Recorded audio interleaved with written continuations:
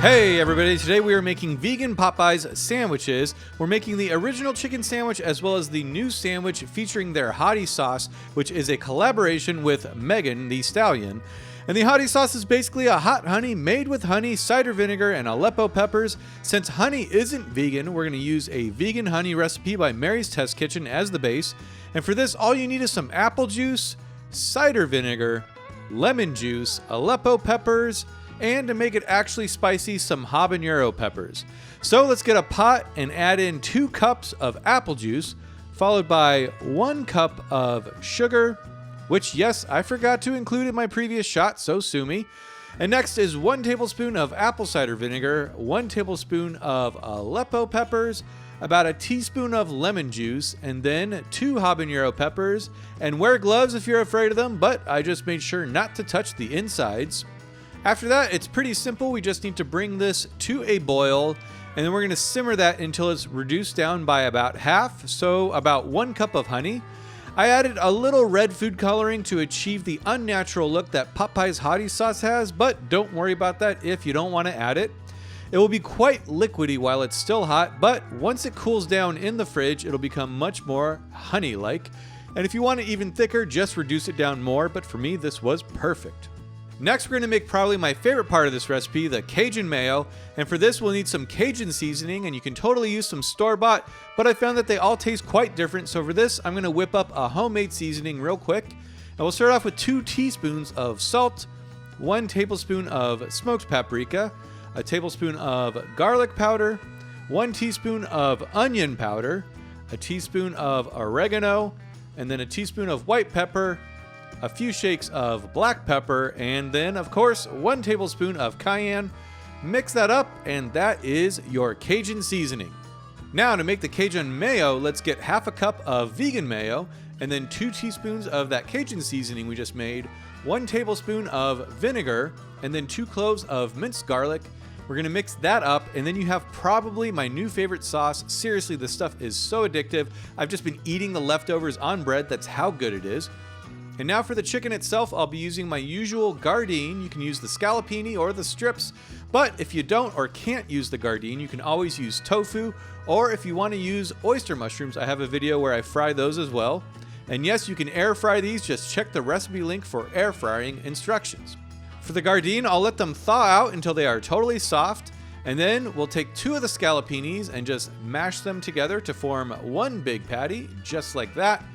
And for the strips, I found that about 10 of them were enough for 1 patty. They are a bit more cumbersome to mash together, but with some gumption, you can make it work. Once you have your patties formed, throw them back in the freezer for at least an hour to firm up, which will make the dredging process much easier. Speaking of dredging, let's get our station set up. For the dry batter, we'll do half a cup of flour, half cup of cornstarch, and then 1 tablespoon of baking powder, 2 tablespoons of our Cajun seasoning, and mix that up. And now, I know you're not supposed to eat raw flour, but I went ahead and tasted this and decided it needed some black pepper, a little more salt, and a little more Cajun seasoning. And next for our wet batter, we'll start off with 1 cup of unsweetened plant milk and really try to find something that has 0 sugar in it. I like to use Ripple personally, but do what you like. Next, we'll do 1 tablespoon of cider vinegar, 2 tablespoons of some dill pickle brine, and then 1 tablespoon of Louisiana hot sauce. And last, we'll do a 1/3 cup of flour, and we're going to whisk that up. And now, we just got to get some neutral oil like peanut, vegetable, or canola up to 375 degrees Fahrenheit. And once our oil is up to temperature, let's dredge our chicken fillets, which as you can see are now very firm. So dunk them first in the dry batter, making sure to coat thoroughly and then shaking off any excess. And then give them a dunk in the wet, doing the same, coating completely and shaking off all the excess. And then 1 last dunk back into the flour mixture. And next, we'll carefully add them to our hot oil.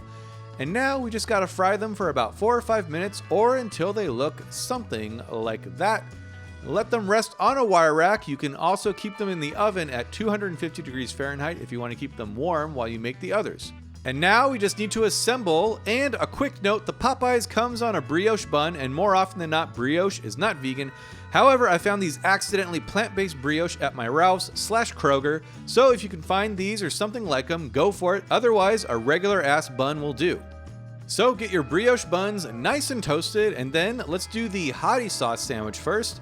And we'll add some dill pickles, and then our vegan chicken, and next we'll top it off with our amazing Hottie Sauce. And don't be shy with this stuff, it is super dang good. And now we'll do the classic sandwich, and we'll get a good slathering of that Cajun Mayo, some pickles, the chicken, more of that delicious sauce, and then our top bun. And now it is time for a good old-fashioned taste test.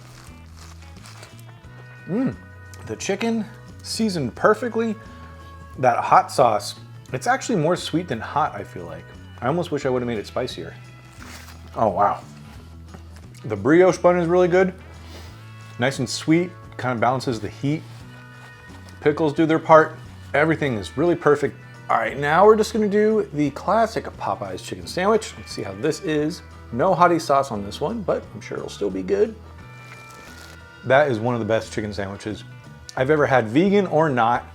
I don't care. Whew. I gotta say, I think I prefer the classic. That Cajun Mayo, just amazing. Amazing, you can eat it with a spoon.